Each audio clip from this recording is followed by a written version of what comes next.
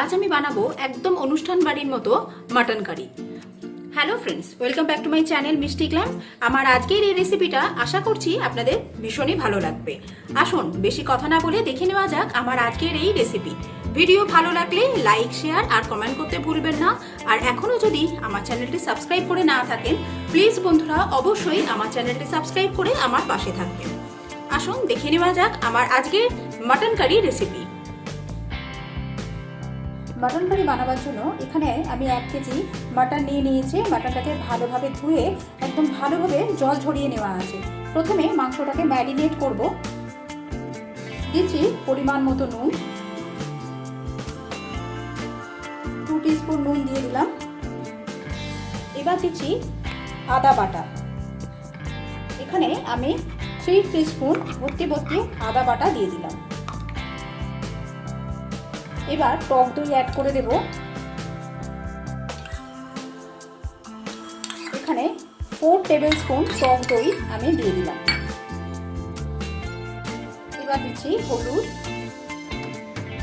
গুঁড়ো লঙ্কা দিয়ে দিচ্ছি 2 টিস্পুন গুঁড়ো লঙ্কা দিয়ে দিলাম। কাশ্মীরি লঙ্কার গুঁড়ো দিয়ে দিচ্ছি 2 টিস্পুন। জিরে গুঁড়ো দিচ্ছি 1 টিস্পুন। ধনে গুঁড়ো 1 টিস্পুন। এবার সর্ষের তেল অ্যাড করে দিচ্ছি।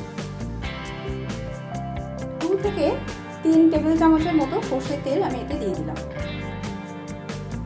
সমস্ত উপকরণের সাথে মাংসটাকে খুব ভালোভাবে মাখিয়ে নেব।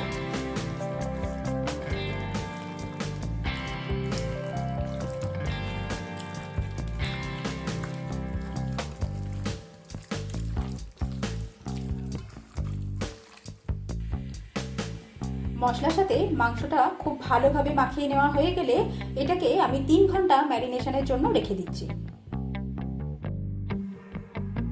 রান্নাটা করার জন্য আমি কড়ার মধ্যে সরষের তেল দিয়ে দিয়েছি। তেল গরম হয়ে গেলে এর মধ্যে বড় বড় করে কেটে রাখা কিছু আলু ভেজে নেব।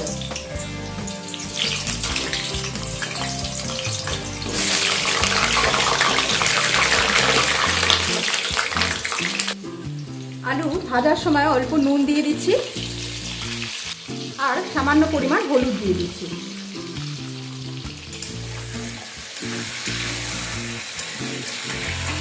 হালকা লালচে করে আলুগুলোকে ভেজে নেব।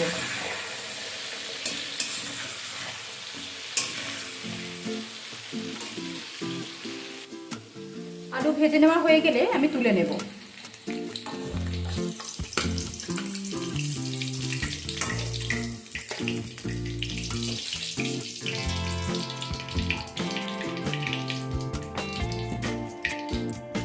এবার এই তেলের মধ্যে কিছু গোটা মশলা অ্যাড করব। দিচ্ছি 4টে গোটা শুকনো লঙ্কা, 4টে ছোট এলাচ অ্যাড করে দিচ্ছি।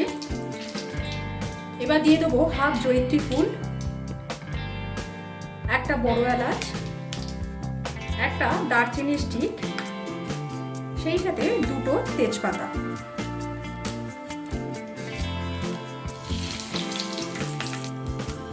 গোটা মশলাগুলো অল্প একটু সময় নিয়ে ভেজে নেব।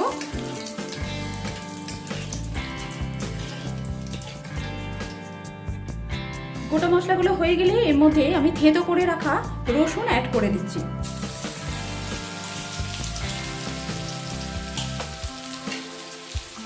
এখানে 2 টিস্পুন রসুন বাটা থেঁতো করে রাখা রসুন দিয়ে দিলাম। রসুনটাকে একটু ভেজে নেব।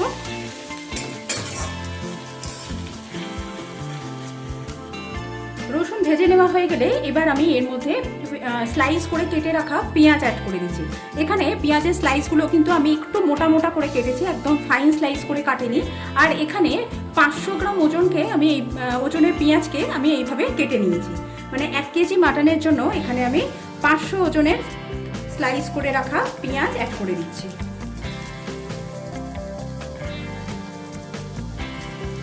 মাটনে পেঁয়াজের পরিমাণটা একটু বেশি দিলে মাটনটা বেশি টেস্টি হয়। পেঁয়াজটা দেবার পর এতে আমি নুন অ্যাড করে দিচ্ছি যাতে পেঁয়াজটা তাড়াতাড়ি কুক হয়ে যায়, তাড়াতাড়ি নরম হয়ে যায়। এবার পেঁয়াজটাকে ভেজে নেব।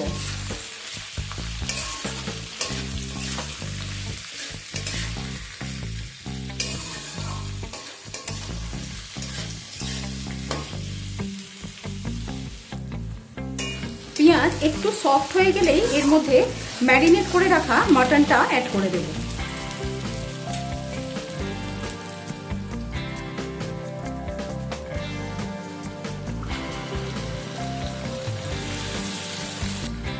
এবার মাংসটাকে মিডিয়াম ফ্লেমে প্রথম 5 থেকে 6 মিনিট ভালোভাবে একটু কষিয়ে নেব।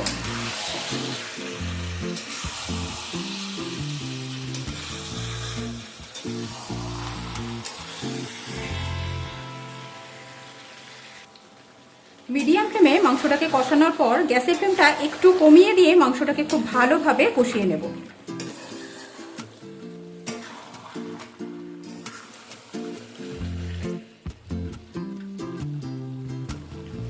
দেখুন, দই দেওয়ার কারণে মাংস থেকে অনেকটা পরিমাণ জল বেরিয়ে গেছে। কষতে কষতে এই জলটাকে পুরোপুরি আমাদের শুকনো করে নিতে হবে।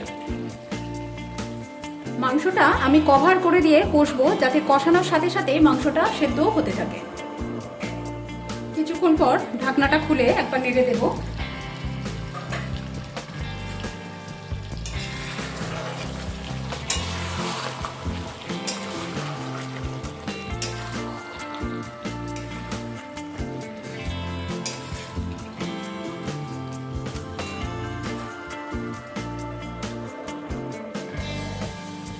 মাংসটা কষতে কষতে মাংসের যে জলটা বেরিয়েছিল সেটা যখন পুরোপুরি শুকিয়ে যাবে, আর মাংস থেকে দেখে বুঝতে পারছেন সাইড থেকে অলরেডি তেল ছাড়তে শুরু করে দিয়েছে, এই সময় আমি এতে আরও 1 টিস্পুন আদা পেস্ট অ্যাড করে দিচ্ছি।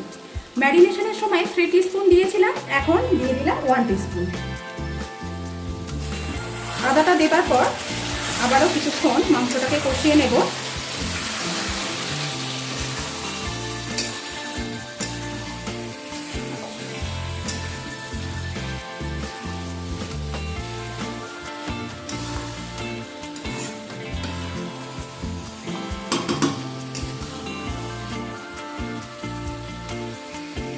মাংস কষাতে কষাতে কত সুন্দর মাংসর কালারটা হয়েছে আপনারা দেখে বুঝতে পারছেন।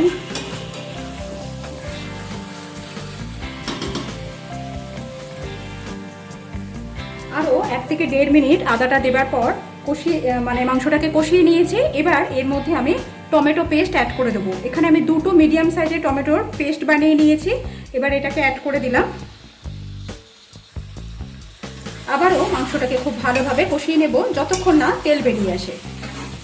খাসির মাংস যত ভালো করে কষানো হবে মাংসের স্বাদ কিন্তু তত ভালো হয়, তাই একটু সময় নিয়ে এই কাজটাকে আমাদের করে নিতে হবে। এতে একটু সময় আর ধৈর্য দুটোই চাই।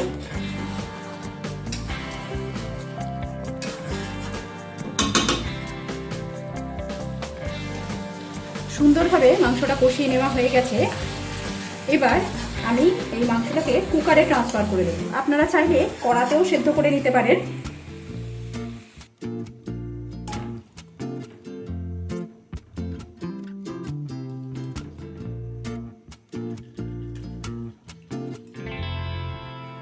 এবার এর মধ্যে ভেজে রাখা আলুটাও আমি অ্যাড করে দিলাম। এবার এর মধ্যে সামান্য একটুখানি জায়ফল গ্রেট করে দিয়ে দেবো। খুব সামান্য পরিমাণ জায়ফল আমি গ্রেট করে এর মধ্যে দিয়ে দিচ্ছি। এতে মাংসটা খুব সুন্দর সেদ্ধও হবে আর এর স্বাদও খুব ভালো হবে।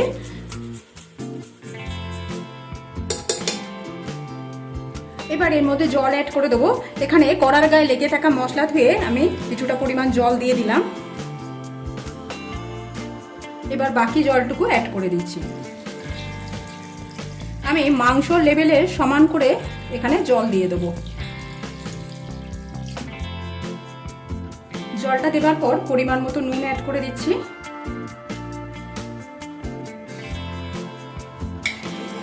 একবার মিশিয়ে নেব।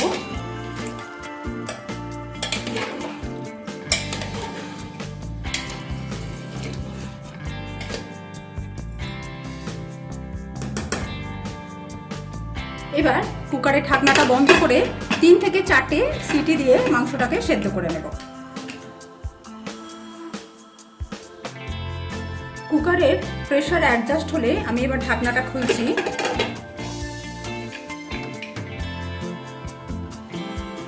গ্যাসটা আমি আবার জ্বেলে দিয়েছি। এবার এর মধ্যে আমি 1/2 টিস্পুন গরম মশলা অ্যাড করে দেব। গরম মশলাটা দেবার পর একবার মিশিয়ে নেব।